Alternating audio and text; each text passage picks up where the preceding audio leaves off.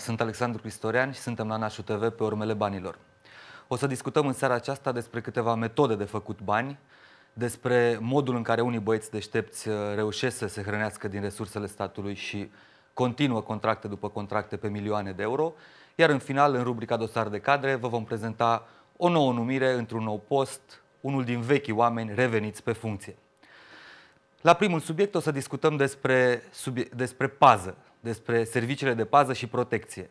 După cum bine știți, există o poliție locală, există o poliție generală. Cu toate acestea, în România, în ultimii ani, societățile de protecție și pază au devenit extrem de numeroase, iar activitatea a devenit extrem de intensă. Foarte multe primării, foarte multe instituții publice cheltuiesc o sumedenie de bani pentru astfel de servicii, care nu de puține ori ajung în buzunarele unor băieți deștepți. Sectorul 5 nu face deosebire de la astfel de practici și, după cum se știe, paza bună trece primejdia rea, dar cheltuie rău banul public. Paza bună trece primejdia rea, se zice, iar sectorul 5 este unul destul de primejdios, nu neapărat prin prisma reputației cartierelor din sector, dar mai ales dacă ne uităm la banii pe care instituțiile publice îi cheltuiesc pentru servicii de pază. Spre exemplu, la finele lunii aprilie, pe data de 27, Administrația Domeniilor Publice din sectorul 5 a semnat un contract pentru servicii de pază în valoare de 1,4 milioane de lei, fără TVA. Pentru această sumă a fost aleasă eficienta metoda negocierii, iar singurul criteriu de atribuire a fost prețul cel mai scăzut. Fericitul câștigător al sumei este firma SC Acta Protect Guard Security, AGP Security SRL. Societatea este deținută de către o altă firmă de pază, ANI Protect Guard SRL, deținută la rândul ei de către Anișoara Drăguț și Ion Popescu. În anul 2010, societatea ANI Protect Guard s-a mai lipit de un contract cu ADP Sector 5, în valoare de peste $500.000 de euro. În plus, presa a semnalat faptul că societatea de pază este o abonată la banul public din sectorul 5, în ciuda faptului că este una proaspăt înființată și cu un număr foarte mic de angajați. De altfel, ANI Protect a primit în 2012, pentru suma de 200.000 de lei, chiar paza clădirii primăriei sectorului 5. Potrivit datelor de la Ministerul Finanțelor, SC Acta Protect Guard Security AGP Security SRL, firma deținută de către ANI Protect Guard, cea care a obținut acum contractul cu Administrația Domeniilor Publice, are doar 33 de angajați, iar în anul 2010 a avut o cifră de afaceri de 144.000 de lei, adică de 10 ori mai mică decât acest contract obținut acum cu ADP Sector 5. Așadar, rețeta este foarte simplă și foarte eficientă. Îți faci o firmă de protecție și pază, angajezi niște vlășgani, semnezi câteva contracte, încasezi niște sute de mii de euro, după care, dacă cumva presa semnalează ceva și apare vreo neregulă, faci o altă firmă, te înscrii cu firma în firmă, după care treci din nou la contracte. O să trecem însă la al doilea subiect al serii, unul foarte interesant, cel are în centrul său pe unul dintre cei mai deștepți băieți deștepți, dacă se poate spune așa. Este vorba de Tiberiu Urdăreanu și firma UTI, o firmă care reușește să atragă contract după contract, reușește să se înscrie în contracte de sute de milioane de euro și an după an aceste contracte sunt reînnoite, sunt zeci de adiționale semnate, dar ele rămân secret pentru că, nu-i așa, în contract se prevede clar că contractele adiționale nu sunt făcute publice. În 2004, Compania Națională Administrația Porturilor Maritime S.A. Constanța a semnat un contract în valoare de aproape 70 de milioane de euro. Contractul constă în servicii de pază pentru o perioadă de 20 de ani pentru portul Constanța și a fost semnat cu SC UTI Italy, iar ulterior a fost preluat de SC UTI Servicii Portuare SRL. Cel care a semnat din partea companiei de stat este fostul director, PSD-istul Gheorghe Moldovan. Deși la momentul respectiv Ministerul Transporturilor a sesizat organele abilitate pentru a verifica contractul semnat cu UTI Servicii Portoare, ancheta nu a avut niciun rezultat. Drept urmare, contractul este în vigoare. În plus, Administrația Porturilor Maritime semnează acte adiționale la contractul din 2004. Compania de stat afirmă că nu poate furniza informații despre actele adiționale semnate, deoarece sunt secretizate prin clauze din contract.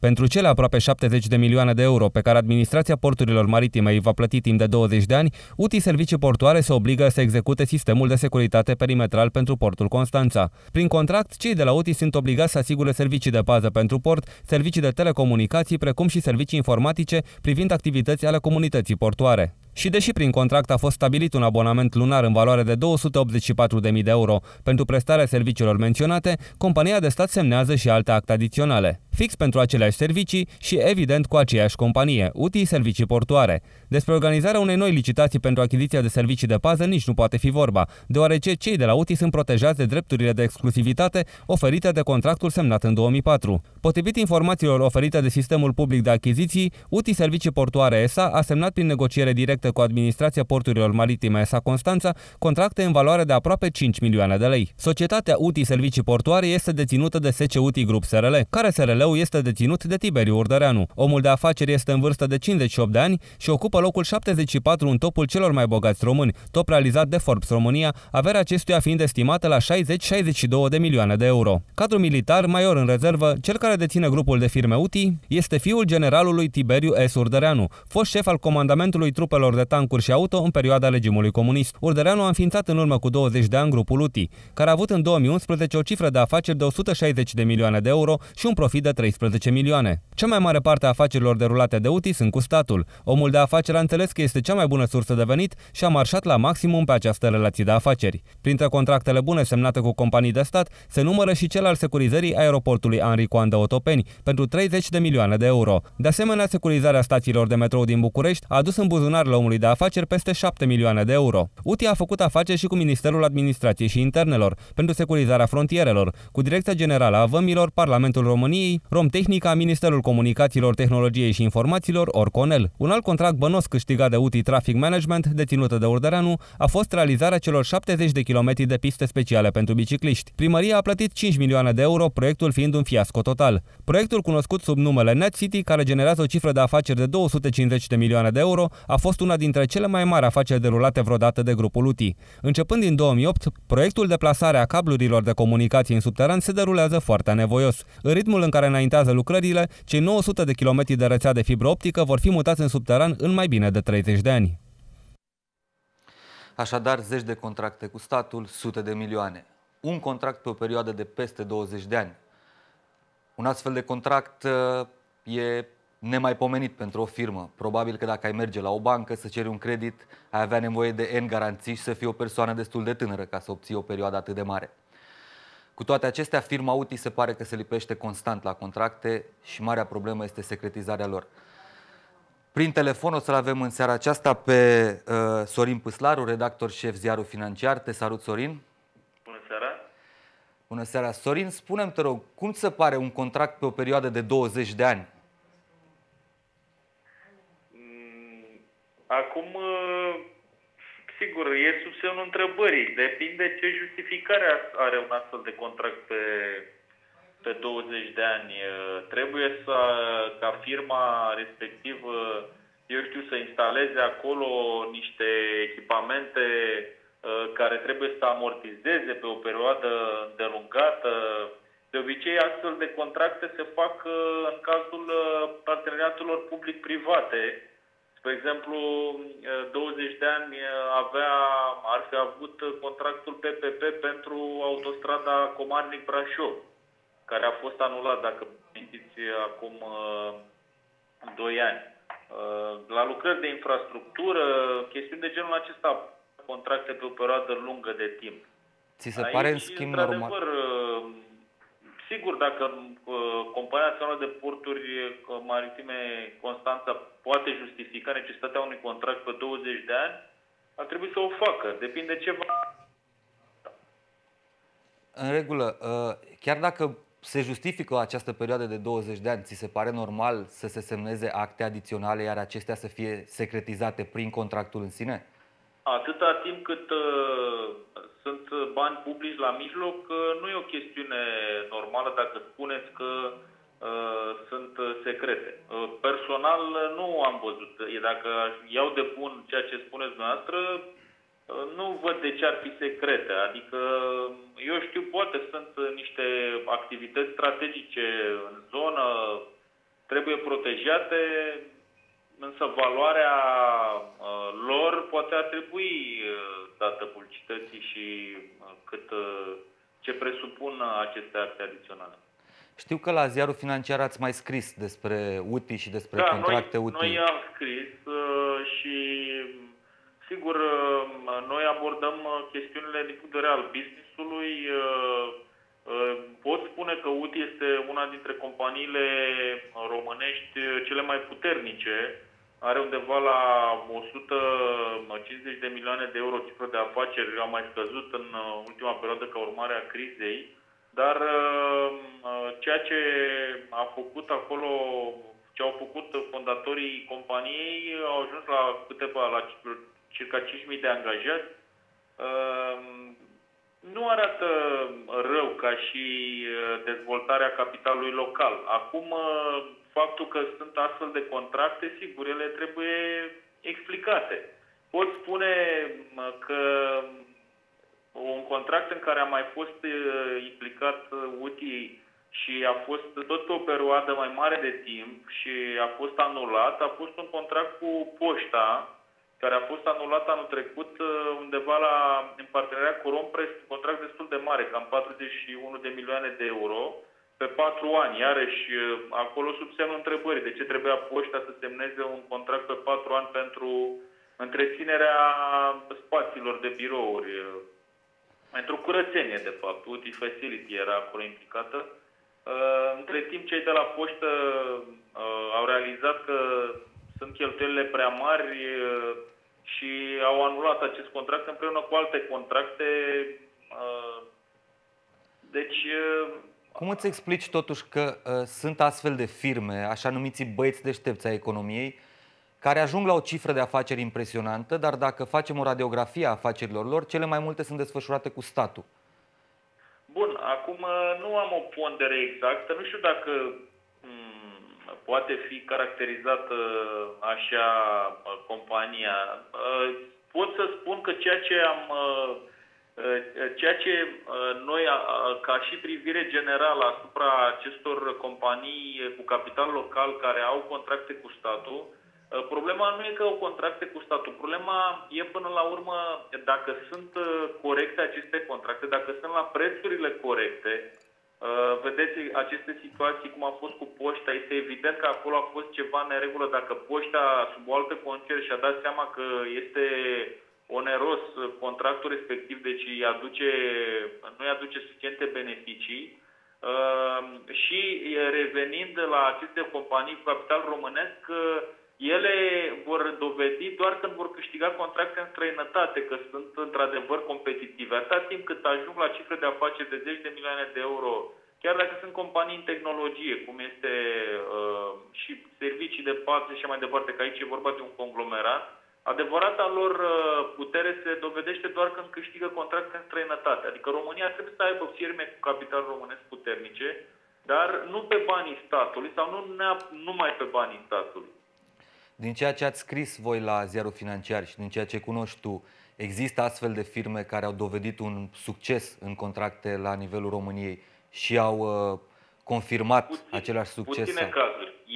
Ei acum chiar UTI, chiar grupul UTI încearcă să meargă afară, dar din ce am văzut destul de mici contractele. Încă nu au valori mari. În Polonia, în Italia au început să intre. Aici trebuie și statul să intre și prin ambasade să sprijine și, într-adevăr, oferta să fie competitivă. Deci asta este problema. Ne uităm și la firmele de construcții, că acolo e și mai mare, eu știu, nu ai cum să dovedești că există ilegalități. Dacă vezi că intră firme la nivelul anului 2004 aveau, eu știu, 50 de milioane de euro afaceri și în 5 ani au ajuns la 500 de milioane de euro, bineînțeles numai cu contracte cu statul firme românești, este clar că sunt injectate cu contracte de la stat. Până la urmă e bine să creăm și capital românesc, dar dacă acest capital românesc nu este suficient de competitiv, dacă el trăiește numai de pe urma unor contracte care nu, cu statul român, cu administrația porturilor, cu Poșta și așa mai departe, care nu nivelul lor este prea prețul plătit de stat este prea mare, până la urmă nu face nimic la nivel global al economiei. Nu crește competitivitatea în economia românească, nu mărim productivitatea, nu avem Și o mai economie important, mai performantă. putem vorbi de o adevărată performanță atâta timp cât contractele acestea foarte mari cu statul au clauze de confidențialitate? Vorbim de bani publici? Aici normal n-ar trebui să fie confidențial. Nu văd de ce Portul Constanța nu ar da publicității actele adiționale. Aici vorbim de transparență, ca și în cazul contractelor hidroelectrica, unde iarăși nu sunt publicate datele. Până la urmă, bariera asta secretului comercial în cazul banilor de la stat sau în cazul cheltuit sau în cazul energiei electrice furnizate de stat sau unde este implicat statul, ar trebui transparență maximă, 100%. Îți mulțumesc mult, Sorin, mulțumesc pentru intervenție. Da. O seară bună. Așadar, o companie foarte puternică românească, foarte puternică, devenită puternică pe contracte cu statul. O să trecem la un al treilea material din seara aceasta. Avem un subiect foarte interesant, o doamnă reajunsă într-o poziție importantă, o doamnă care a mai lucrat în slujba lui Adrian Năstase, în slujba lui Mircea Joană, iar acum este în slujba lui Victor Ponta. În urmă cu 2 săptămâni, Anca Alexandrescu a fost numită de Victor Ponta în postul de coordonator al Departamentului de Comunicare al Guvernului, post cu rang de secretar de stat. Anca Alexandrescu este fiica ziaristului Horia Alexandrescu și a fost consilier pe probleme de comunicare al fostului premier Adrian Năstase și, nu în ultimul rând, director de comunicare al primarului general Sorin Oprescu. În 2009, Anca Alexandrescu a fost exclusă din PSD, după ce, în perioada de campanie pentru alegerile prezidențiale, a sărit în barca lui Sorin Oprescu. Plecarea sa din PSD a dat naștere unui adevărat scandal mediatic, ca urmare a acuzațiilor și injuriilor pe care aceasta le-a adus liderului PSD Mircea Joană. Din războiul cu pricina amintim episodul cu mita electorală de 5.000 de euro pe care Joană ar fi primit-o de la un membru PSD. În acest sens, Alexandrescu a postat pe blogul său: Mircea Joană, trebuie să-ți spun că am văzut cu ochii mei filmarea când cineva din partid îți dădea o sumă de bani pentru campanie și îi băgai cu nonșalanță în buzunar. 5.000 de euro. Îți amintești despre cine este vorba? Hai, contrazice-mă dacă poți. Ulterior a fost dezvăluită și identitatea personajului din PSD de la care Mircea Joană ar fi primit banii, în persoana Anei Birceal. Aceasta a declarat că suma respectivă a fost dată legal, cu titlu de donație. Atacurile la adresa lui Joană au continuat cu aprecieri de genul Joană e un bul al PSD sau Joană se află pe vârful penibilului. Ulterior alegerilor, Anca Alexandrescu a fost luată de Sorin Oprescu la primărie, unde s-a ocupat în continuare de imaginea edilului. Aici a stârnit un val de nemulțumiri din partea angajaților, care s-au plâns de caracterul autoritar al acesteia și care au acuzat-o de lipsă de profesionalism, de boicotarea informațiilor și de o proastă relație cu presa. Așadar, de câteva zile, în cadrul rubricii finale a emisiunii Dosar de Cadre, vorbim despre persoane repuse în poziții. Se întâmplă la nivelul României o adevărată restaurație. Avem oameni care au fost în funcții și se reîntorc acum sub oblăduirea guvernului USL. Și mai important, alaltăieri am discutat despre un caz al ISC și despre revenirea în fruntea ISC a domnului Balaban Grăjdan, un domn care s-a mai perindat pe la acea instituție. Astăzi, la Înalta Curte, s-a dat o nouă amânare în cadrul dosarului Trofeul Calității, în care Adrian Năstase este implicat. Culmea, această amânare s-a dat în baza unui raport, unei solicitări venite din partea ISC, semnată de exact de acest domn Balaban Grăjdan, prin care ISC se retrăgea ca și parte civilă, spunea că nu a suferit nicio daună și e totul în regulă. Ba mai mult, în această dupămasă, DNA-ul a efectuat mai multe vizite, să spunem așa, și controale la sediul ISC, urmând ca în zilele următoare să avem un rezultat a ce s-a găsit acolo. După cum ați văzut, și ieri și astăzi, astăzi la CSM a avut loc acea întâlnire asupra ghidului de procedură. Întâlnirea a avut loc mai mult așa, pentru că era programată, deoarece s-a amânat decizia privind un nou ghid.